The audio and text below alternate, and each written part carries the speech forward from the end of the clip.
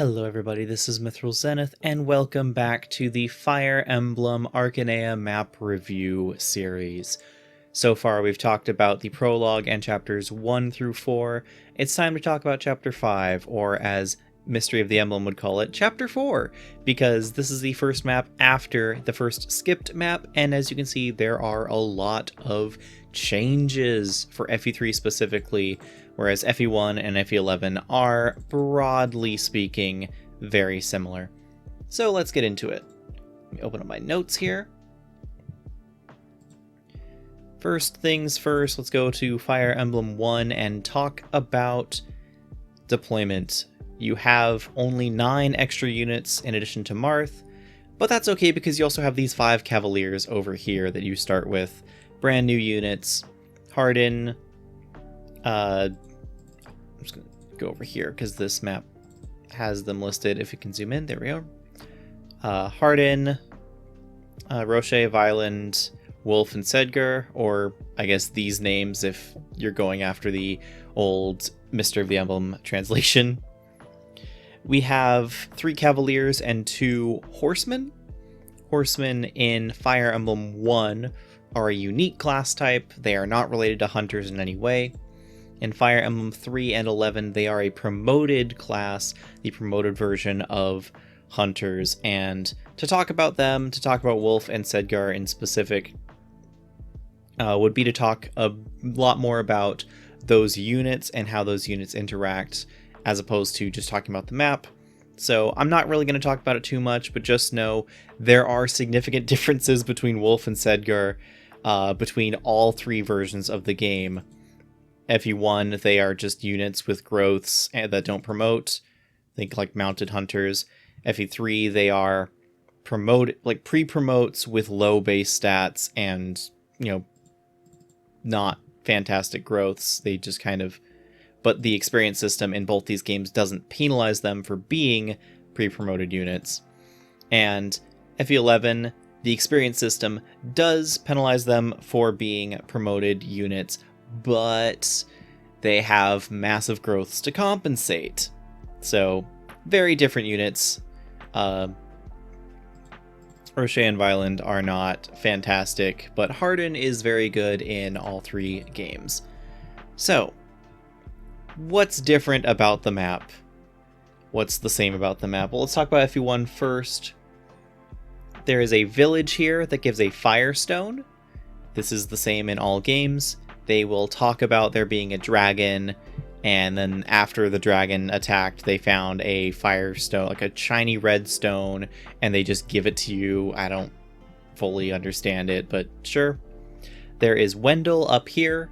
You can recruit him with Marth or Merrick, I believe. I know you can recruit him with Merrick. I'm pretty sure you can recruit him with Marth, but, don't quote me on that. I've already gotten things wrong before. There are 2 possible seize points. The castle is too wide, and so you could technically seize on either of these. One of them has a named boss, the other just has a generic Armor Knight on it. You have... Is that Pegasus Knight always here? Yes, there are Pegasus Knights here, the first flying enemies you fight in the game, and they're somewhat annoying but very easy to kill with archers. As usual, there's some archers in every group to prevent you from just harassing them with Sita, I guess. I don't know, they really just liked having archers with every group. This is your first map that has absolutely no fighters on it, no enemy axe users whatsoever. There's also several thieves, which, if you're not very quick at getting to the village, they will get there first. They are quite fast. You have a split start. You have a fort over here, and then just a pass with several forests over here for Hardin's crew, the Wolf Guard. They can choose to fight. Oftentimes, the Pegasus Knight and these Cavaliers will try to pursue them if you push out, so you can lure them in and fight off some enemies with that. But mostly your main force will be moving up, taking out this squad of cavalry, recruiting Wendell most likely, and then moving over here to meet up and then take the boss. Well, these units try to survive. On harder difficulties of Shadow Dragon, that is quite a feat. It can be very difficult to fight, but is still possible. As you'll notice in Shadow Dragon, they replaced one of these thieves with an archer. I'm not 100% sure why. Maybe they thought that having 3 thieves rushing to one village was a bit too many, so they reduced it to 2 and just gave you an archer instead to, again, dissuade you from just sending Sita over to help out here. Best I can tell. These Cavaliers were moved, repositioned in FE11. They are instead on either side of this little pond here, instead of both being together. I'm not sure why they decided to do that. Maybe they decided that you needed a little bit more spacing between them. Either way, it doesn't really matter all that much. Just means that you have a couple tiles gap, so they're not likely to be stacked on top of each other. And I think that's all the major differences outside of, there's a tent here for storage. Let me check again on that fort over here. Yes, it's still here. You still have both those avenues available to you. They added a fort behind the Wolf Guard in FE11, so that's nice. So you have a place to retreat to, get some defensive bonus and some healing, because these units can be under significant pressure, and if you're not able to hold this fort in the choke, it's nice to have a little bit of a fort to fall back to. Not that it particularly matters in high difficulties when you're likely to be 1-rounded or at very least 2-rounded anyway by the enemy, but it's still nice to have. And then your main unit deployment is largely unchanged. Yeah, they give you a save point directly next to Marth and your other units, and then one over the bridges. So once again, following the trend of a save point to kind of use whenever, that's pretty free, and then a save point a little bit before the boss, so once you clean up what you want to do on the map, it's a nice kind of mid-map checkpoint to be like, hey, we'll save here, we've got the hard part over, now it's just a matter of dealing with the boss. I'm fine with that, no real issues there. If you want to talk about the houses, again, I'm not sure which house what message relates to, but I will go down the list. One house talks about, there are treasures in the castle, but only thieves can open chests. One house talks about, there are shops in Port Warren that have many rare items, save up your gold.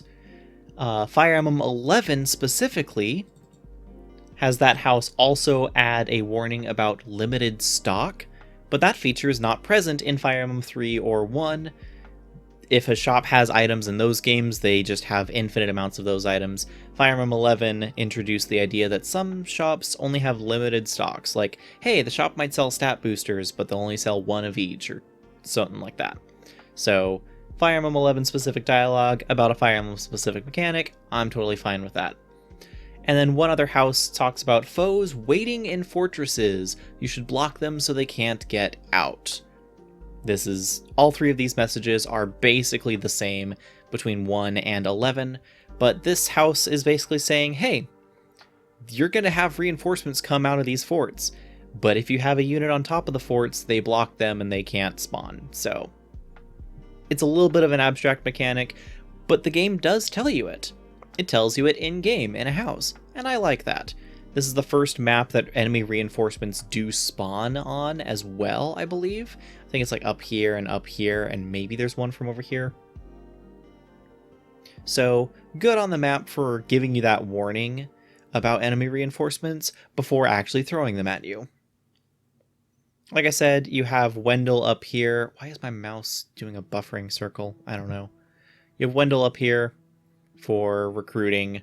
He's a pretty decent bishop, has staff rank and tome rank, and most importantly, he has good speed. Good speed and good weapon levels, which are pretty much all a magic unit needs in FE1, and that holds largely true in FE11, where the tomes are more valuable than the actual magic stat, though if you can get a high magic stat, you're pretty darn lucky. But then that also translates into, particularly the high speed, Wendell would be able to reclass into a Wyvern or something else and still be quite viable. But anyway, that's just Wendell. Aside from that, not really too much different between Fire Emblem 1 and Fire Emblem 11. As you can see, you units basically in the same place, the land basically in the same place. Nothing else to comment on as far as differences go.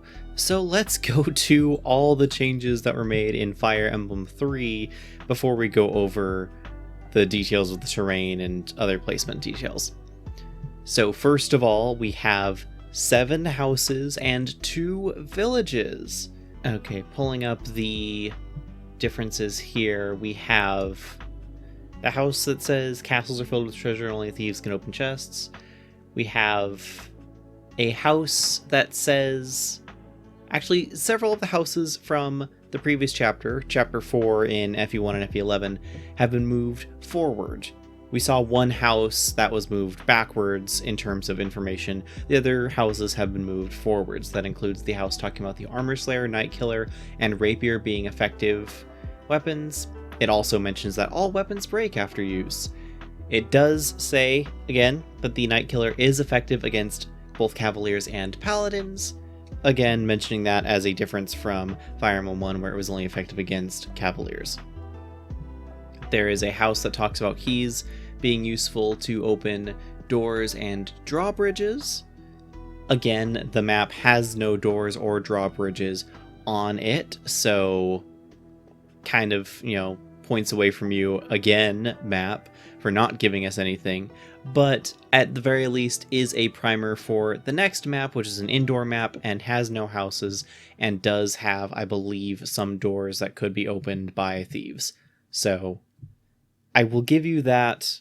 Because it's an indoor map, you can't necessarily have houses on a castle map to tell you about, hey, how doors open. Still think it would be good to have, something where a house talks about something and it's on the map, but, I'll give you this. The house that talks about Dragon Knights are the scariest of foes also appears on this map. There is another house, one of these new houses, it's either one of these two or this one, that talks about horses and Pegasi cannot go indoors. This explains dismounting, at least in universe, so that players who play the next map, which is an indoor castle map, are not completely thrown off guard by the fact that their mounted units cannot mount up and ride inside the castle, that they must dismount in order to go inside the castle. So that's fun. Good that the house is explaining it before you need to do it. Again, the house that says take control of forts before reinforcements appear. And then there's a house, I don't know which one it is, that says it's dangerous to get separated, but distractions could be a good tactic. Giving some more strategy advice, which is something that we haven't seen for a little bit. I remember that there was some strategy advice given in the prologue of Shadow Dragon about luring enemies out. This one says that basically units that are separated from your main army are more at risk, but sometimes you can split off units to distract enemies, and that could be a good tactic. So, basic strategy suggestion of like, hey, watch out for this, but also you could use it to your advantage if you think about it. Not telling you when to use it, not telling you how to use it exactly, but just giving you the option. And that's the houses. And then once again, the villages. This upper village gives the Firestone, and this lower village is where Merrick lives. Merrick is on a village on this map because the previous map, he did not exist. We have 3 thieves. Actually, we only have 2 thieves because this cleric was changed to a bishop. But I don't believe that's any different. I don't believe this bishop has a tome. I think the bishop just has a staff, and it is a live staff, a heal staff that the bishop has. Mathis was moved onto this map. Once again, you recruit Mathis by talking to him with Lena. And Wendell was removed from this map. You do not get Wendell on this map. He is nowhere to be found.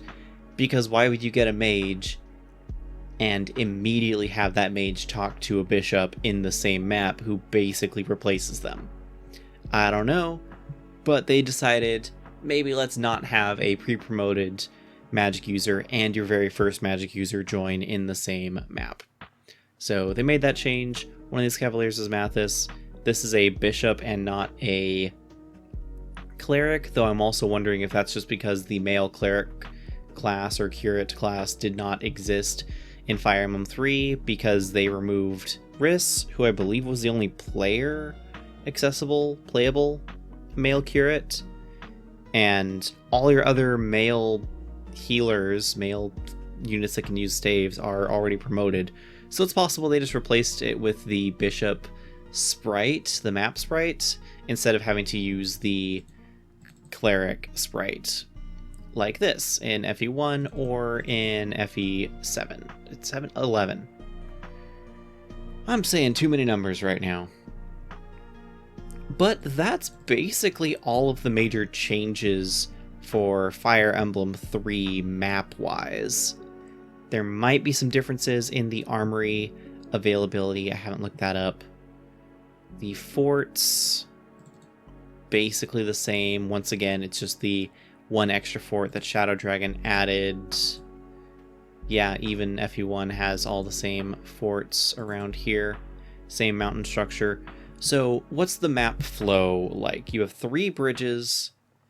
It's a little bit odd to have this one all the way over here, not necessarily a purpose, but there could be theoretically, if you're sending units down this one, that sometimes the Cavaliers might ride down this one and flank you, so just, I guess, having the extra bridge is an awareness point of that, even though most likelihood it's not going to be used. You have the 2 bridges up here, the direct route and the one that's right by the village and goes to the armory. The thieves may take the direct route. They may also take this one up here, so it's one of those things where if you block one bridge, that's not going to be enough to stop the thieves. They'll be able to move further north and not really lose that much movement. In fact, in a direct line, it's the same number of tiles to get to that upper village. In Fire Emblem 3, you might want to block if you're not just visiting this village right away on like turn 2, which why wouldn't you? Maybe Martha's doing something. Maybe he's like your core unit you're using against the Cavaliers. All in all, the map flow is pretty good. The mountains really block and restrict you, so it's quite linear. Once again, we see, hey, here's an enemy force to the upper right, and then your objective to the upper left. It's not even just that there's 2 separate enemies, one on one side, one on the other. It's always the extra forces in the upper right, and the objective is in the left. But this time, you have your main force in the bottom right, and you have a secondary side force in the bottom left. So both your forces are on the same side of the map, that being the southern side. So the player is not necessarily thrown off by like pincer attacking. Like for instance, if Hardin's squad started like up here, for instance, if the map was redesigned and they started up here, then it would be a little bit awkward for a player for their very first time playing with an army on 2 fronts, like to start out with, having them be on opposite corners. And we'll see this sort of design get experimented around with on occasion. But mostly you'll be starting in one army, in one big group, and then dividing out to conquer multiple objectives, if there are multiple objectives to conquer. Not like main objectives, but like, you know, side squads like this. I think having a recruitable unit up here, once again, follows the trend of Chapter 2 and Chapter 3. Chapter 4 didn't have this trend. Chapter 4, they just had some fighters, some hunters, and a thief up here, but Chapter 2 had Daros, Chapter 3 had Navarre, and Chapter 5 now has Wendell as the recruitable unit as part of the side cluster of enemies. Now, I remember that in some games, Wendell does not attack you. He will recruit himself, but in other games he does. And don't ask me to recall specifically which games he does or does not recruit himself in. That's just Wendell's MO. He decides what he's gonna do. Other than that, map-wise, it's a little bit messy when it comes to all these extra mountains, and then this random, like, pathway up to this fort, which pretty much no one's going to use that. Like, you might send a flying unit here, and then you have a pathway for enemy units to attack them. Maybe Seed is landing here, maybe an enemy Pegasus Knight is landing here, or heaven forbid up here.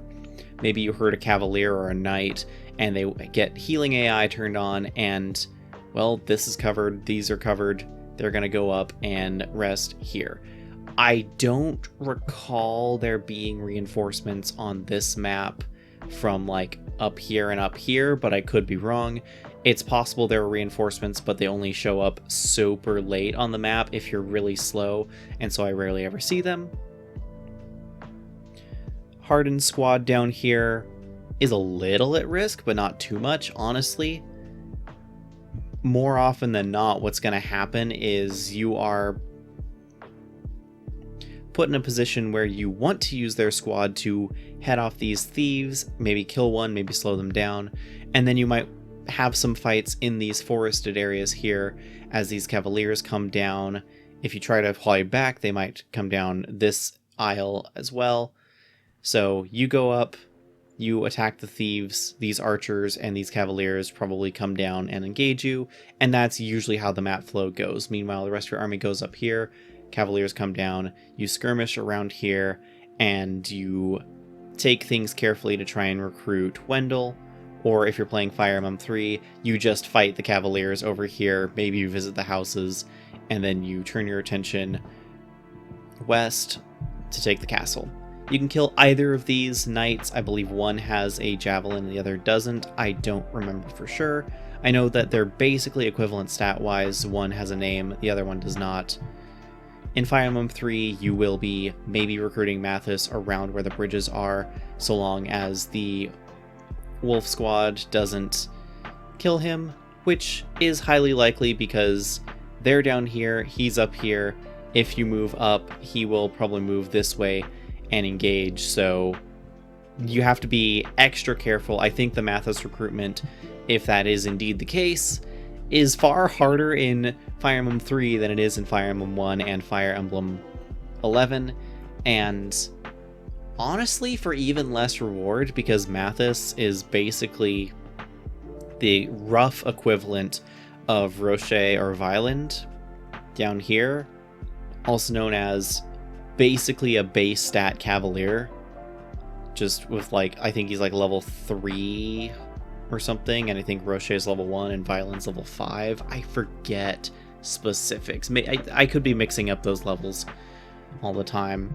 Not that getting him one chapter earlier was going to do a lot of good for him, but I think at the very least it makes him stand out ever so slightly more above all the other Cavaliers you get in this chapter. So Mathis, really not important, but he is available if you want yet another Cavalier for you to not be able to ride indoors and have to dismount on, so he just becomes, in the next chapter, all of these units just become worse versions of Navarre and Ogma and your other units. So, kind of sad, really. Kind of sad. One interesting thing to note is that with the change of weapon ranks in Shadow Dragon away from the weapon level stat and towards the lettered weapon rank system, Hardin cannot use the silver sword that Marth gets given in order to give the sword to Hardin from the previous chapter. Hardin can't use it because I believe his lance rank is B, but his sword rank is like C or D at base. Whereas in these other games, his weapon level stat is sufficient to use the silver sword without issue.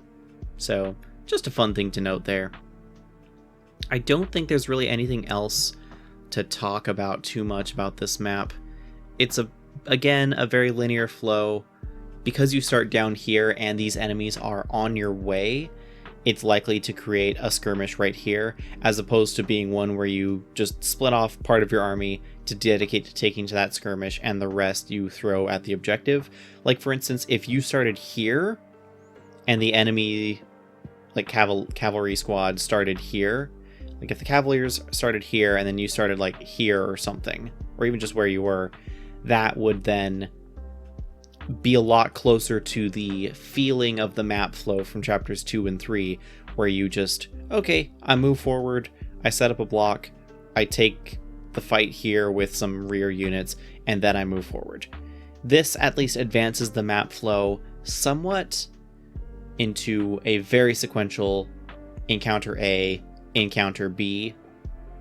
Like encounter A, encounter B, encounter C as the rest of the army arrives. And that basically is how the map works out. Again, it's still an early map. It's, chapter 4 or 5, depending on which game you're looking at. And I think that's totally fine to have a very linear map flow. I like all the extra houses and whatnot to encourage players to move units across the map, visit them, see what they have to say. But because there's not any reward that you get them gameplay-wise, a lot of players who are more experienced, or who know what the houses say, or who just don't care, will just skip them and move straight over here, maybe stopping by the villages to get Merrick and the Firestone. But that's my thoughts on this chapter, chapter 4/5 of Fire Emblem 1, 3, and 11. Let me know what you thought in the comments down below. Let me know if you think Wendell is a POS in which games for attacking you and killing you, only for Merrick to then have to talk to him and convince him to join. I know that he's only a red unit because Fire Emblem 1 didn't have the technology for neutral green units, and so they have all the on-map recruitables as either red units or as starting blue units as part of your army. So that's the only reason why he's a red unit, but it still is funny that he would just attack you even though he has absolutely no story, reason, or justification to do so.